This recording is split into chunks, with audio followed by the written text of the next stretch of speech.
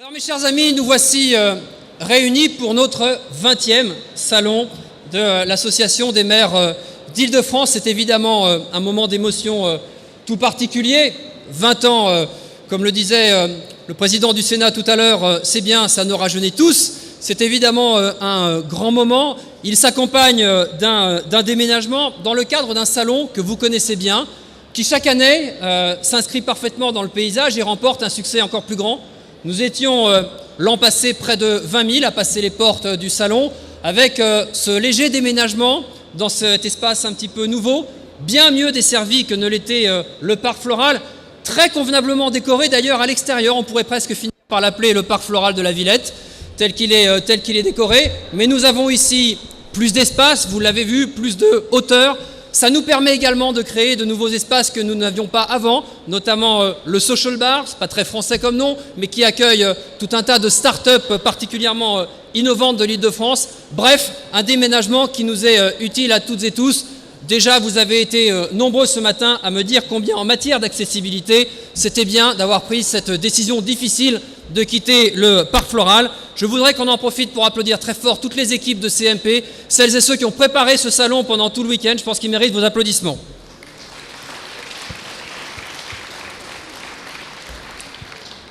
J'aimerais également, en remerciant cette panoplie d'élus importants devant moi, Madame la Ministre, Monsieur le Ministre Jean-Vincent Placé, dont j'ai cru comprendre qu'il était resté arrêté à un stand. Voilà, il est en train de se désaltérer pour nous, c'est ça. Jean-Vincent, si tu nous écoutes, on a commencé. Madame la présidente de la région, ma chère Valérie, monsieur le président de la métropole du Grand Paris, mon cher Patrick, monsieur le président du Sénat, cher Gérard, monsieur le préfet, cher Pierre Mansac qui représente Anne Hidalgo qui a dû repartir parce que nous avons été évidemment très lents, monsieur le président du Césaire, monsieur le président d'honneur de la MIF, monsieur Michel Tollet, j'aimerais qu'on l'applaudisse, il est toujours à nos côtés, Michel, toujours fidèle. Mon ami Philippe Laurent également, qui représente François Barouin au titre de l'Association des maires de France. Merci d'être présent comme d'habitude.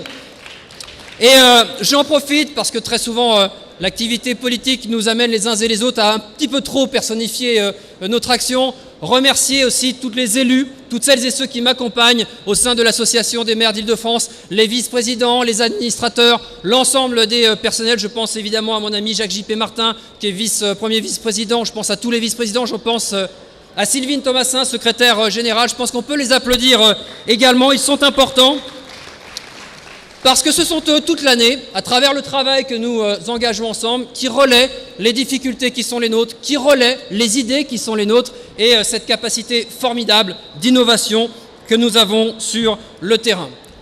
Alors nous sommes, je l'ai dit l'an passé, je l'ai redit aux vœux cette année à la mairie de Paris en accueillant le président du département de l'Essonne, le président du département également de Seine-et-Marne qui est ici. Je vous remercie les amis d'être présents. Il y a, j'ai oublié de les citer, pas pouvoir citer tout le monde, mais les présidents d'associations des maires des départements, Valérie Lacroute, Jean-Raymond Hugonnet notamment, que j'ai croisé sans doute, j'en oublie. Je le disais, dans mes précédents propos, j'avais dit combien il était important pour nous, à la fois, Madame la Ministre, parfois de rééquilibrer notre engagement, nos discussions, notre dialogue avec les gouvernants, quels qu'ils soient, d'ailleurs, sur l'intérêt, l'importance, le pilier nécessaire que sont les collectivités, tout en accompagnement le mouvement de changement qui est évidemment nécessaire, je l'ai souvent dit, revendiqué. Nous avons sans doute, avec la baisse des dotations, avec sans doute des modèles et une réforme territoriale qui change nos modèles, à réinventer le modèle communal, travail sur lequel nous nous engageons évidemment toutes et tous.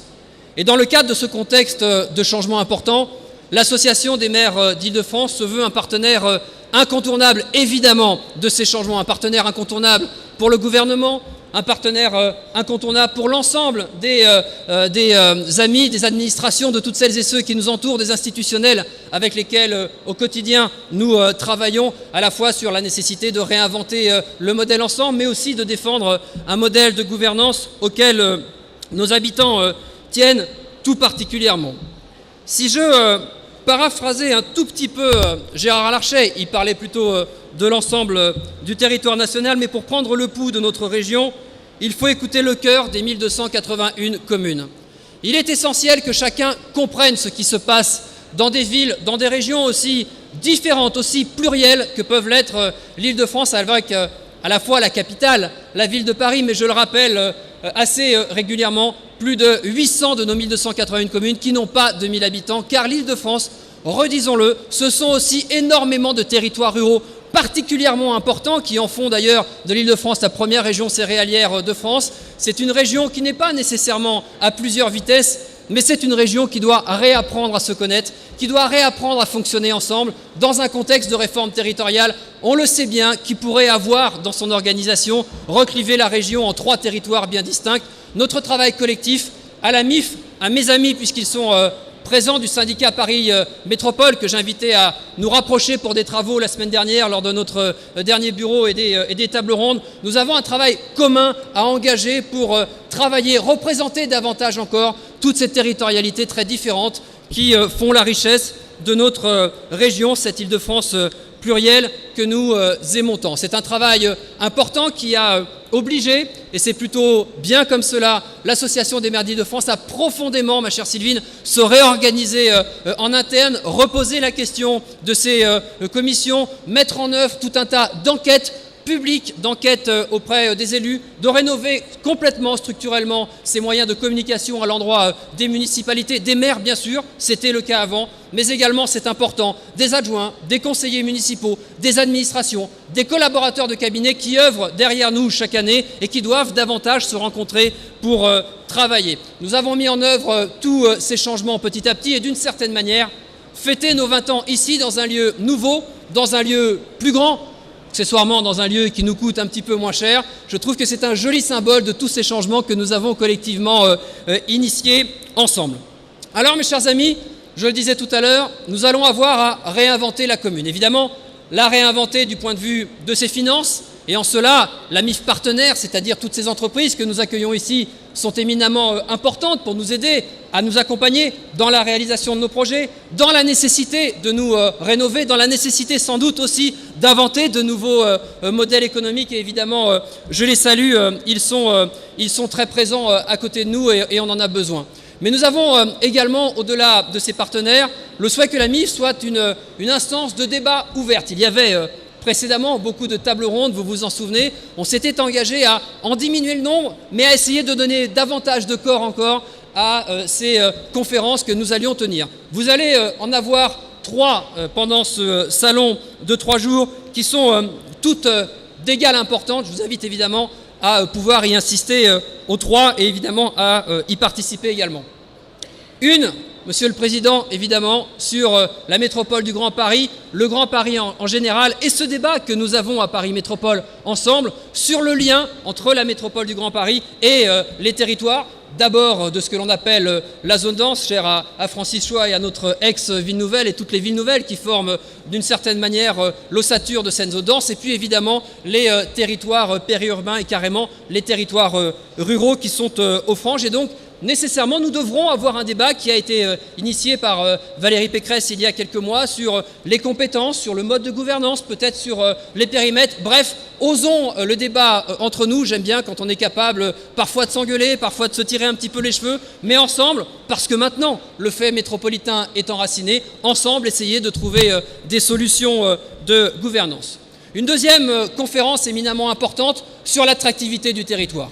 Qu'il s'agisse de la métropole du Grand Paris, du rayonnement de la ville-monde sur l'ensemble de la planète, ou alors de l'agrégation d'agglomérations en grandes agglomérations, en grande couronne, tout l'intérêt c'était leur attractivité. Leur attractivité bien sûr du point de vue du développement économique et donc de l'emploi, mais leur attractivité aussi pour les habitants et leur attractivité en matière de logement. Et je veux rappeler ici ce triptyque, Madame la Ministre, si nécessaire que les maires revendiquent, que l'on arrête de nous parler strictement de logement et que l'on place le logement sur une matière d'aménagement du territoire qui est à la fois l'emploi, qui est à la fois les transports et ensuite les logements pour éviter ce que nous avons eu à vivre en difficulté. Je cite souvent avec Francis Choy à Évry, nous allons enfin voir le TTME tram-tram Massy-Évry rouler en 2021. L'engagement de l'État sur une liaison ferroviaire entre la ville nouvelle d'Évry et Massy date de 1978. On voit combien il est important aujourd'hui, je le dis à celles et ceux qui débattent encore de l'opportunité de la ligne 18 sur le plateau de Saclay, l'importance de tisser, de tirer les transports et ensuite de venir y agréger l'aménagement.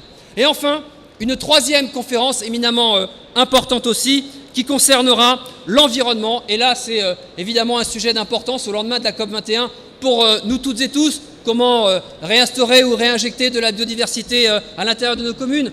La pollution de l'air, grand sujet traité par la région, puisque nous étions en conférence de l'air hier avec Valérie Pécresse et Chantal Joanneau. Au moment même, on en parlait avec Anne Hidalgo tout à l'heure, où en matière de transport public, on est en train de changer à la fois sur les habitudes publiques, mais aussi sur les habitudes des usagers à titre personnel, de nouveaux modes tels que l'électrique ou le gaz. Et à ce titre, l'Association des maires d'Île-de-France a engagé une enquête il y a quelques mois qui a démontré combien les maires, y compris dans les toutes petites communes de l'Île-de-France, s'engagent sur la question de l'environnement, les uns et les autres, les unes et les autres, en expérimentant tout un tas de champs qui nous intéressent ici de regrouper pour pouvoir éventuellement les redévelopper. C'est la raison pour laquelle, nous en parlerons à l'issue de cette conférence, l'Association des maires d'Île-de-France publiera une charte de la MIF sur cette question de l'environnement.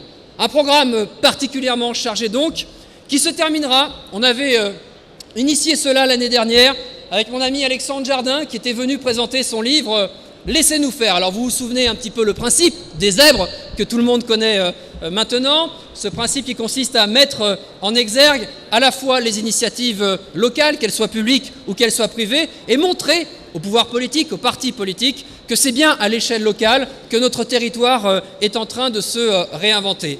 Et ici, au Salon de l'Association des maires d'Île-de-France, puisque je le disais, nous osons le débat, au lendemain même où s'est engagé derrière plusieurs personnalités, évidemment Alexandre Jardin et bien d'autres, une primaire des citoyens pour les faire entendre, d'ailleurs en réaction souvent à la loi qui a été votée la semaine dernière. Nous aurons le plaisir jeudi, mais je sais qu'il est déjà parmi nous avec ses légendaires costumes rayés, mon ami Roland Castro qui viendra nous présenter son nouveau livre, Il faut tout reconstruire. Il est intéressant puisque vous en souvenez pour ceux qui l'ont lu, Alexandre Jardin proposait de réinventer la France. Par en bas, Roland Castro propose de la réinventer par en haut. Je vous assure que le choc des cultures est particulièrement intéressant. Voilà mes chers amis, j'ai été un petit peu long. Je voudrais juste conclure en vous disant, au moment même où les maires se sentent un petit peu au cœur de la réforme territoriale ébranlés, au moment où la baisse des dotations met le modèle communal évidemment en question, rappeler l'importance du rôle qui est le nôtre, dans le lien social. Je crois qu'il faut le dire, formule de mon ami Jean-Raymond Hugonnet, le maire est un personnage important parce qu'il est un personnage de proximité, pour le paraphraser, parce qu'il est à portée de baffe. Et on a mesuré combien il était important dans cette année 2015 où nous avons toutes et tous traversé nombre de drames. Et on a vu combien l'initiative des maires, à la fois dans leur application du plan Vigipirate, dont je rappelle qu'il dépend de leur volonté, de leur capacité d'analyse sur le territoire, de savoir ce qui est dangereux à protéger ou pas, mais également dans l'accompagnement des familles qui ont été endeuillées, dans l'accompagnement de celles et ceux qui s'en sont sortis et qui ont subi un choc psychologique, de l'accompagnement aussi de nos familles qui sont terrorisées. Je pense que l'année 2015 a démontré encore une fois, plus que tout, combien les maires étaient importants au dispositif national. Et donc l'Association des maires d'Île-de-France, l'Association des maires de France, nos associations départementales, Monsieur le Président du Sénat, dont je sais qu'il est toujours à nos côtés, resteront très présents pour défendre évidemment la cause des maires et de nos communes. Merci à vous.